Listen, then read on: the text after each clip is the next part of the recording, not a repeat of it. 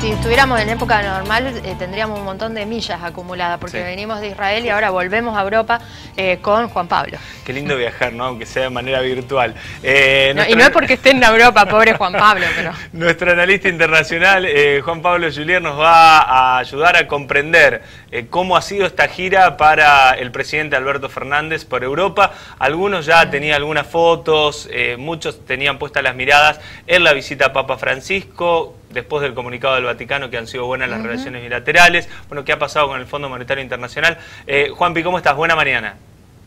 ¿Qué tal? Buena mañana, ¿cómo andan ustedes? Bien, queriendo saber cómo lo están viendo ustedes a esto que fue muchas fotos, mucha exposición, mucha especulación. Bueno, enmarcarlo en primer lugar dentro de lo que venimos hablando de la política exterior argentina, que está hoy por hoy de alguna manera subordinada al tema deuda, que es como la principal cuestión a atender. Era un poco más allá de eso el objetivo de esta gira.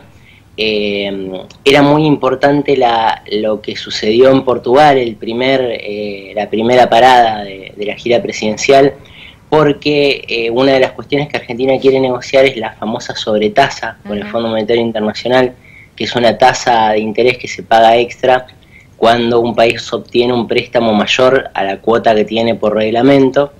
Y en su momento, cuando se le pidió al fondo que esta tasa se quite para el caso argentino, se citó a Portugal como impedimento, ya que Portugal tuvo una crisis obviamente menor a la nuestra, pero la pagó finalmente también a esta tasa. Entonces decían que era injusto. Bueno, justamente el gobierno de Portugal dio su visto bueno para que esta tasa se quite, si es necesario, sin necesidad sin, digamos, poner como excusa que ellos ya la habían pagado. Entonces este fue quizás un poco el primer éxito por ahí.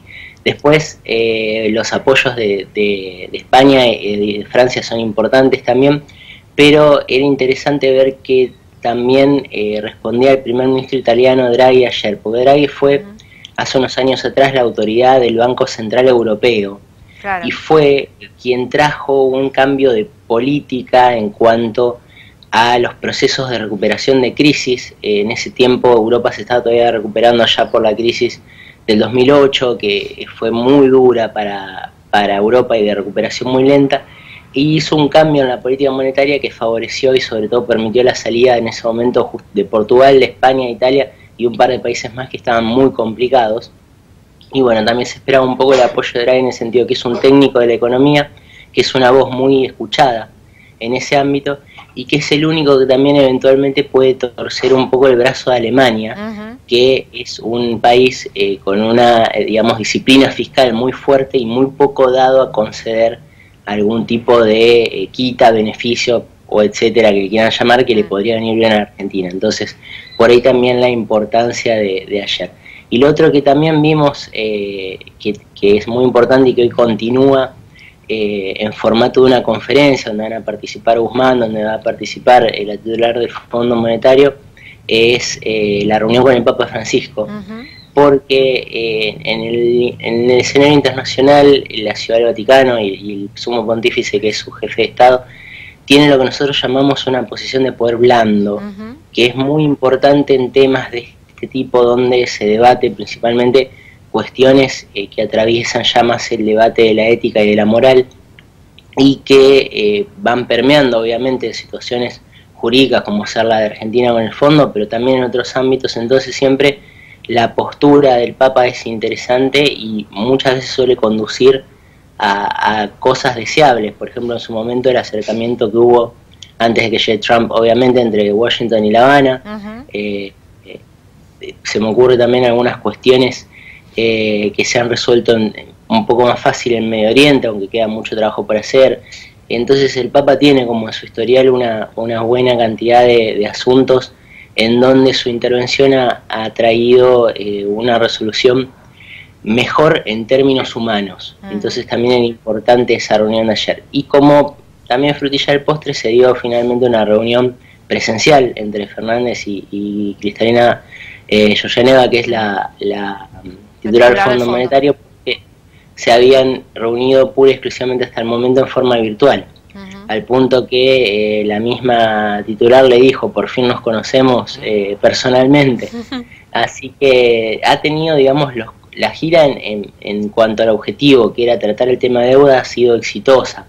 Hay que ver, más allá de eso, después cómo se dan las negociaciones. Muchos hablan de eventualmente a futuro una posibilidad de reformar algunas cuestiones del reglamento del Fondo Monetario Internacional.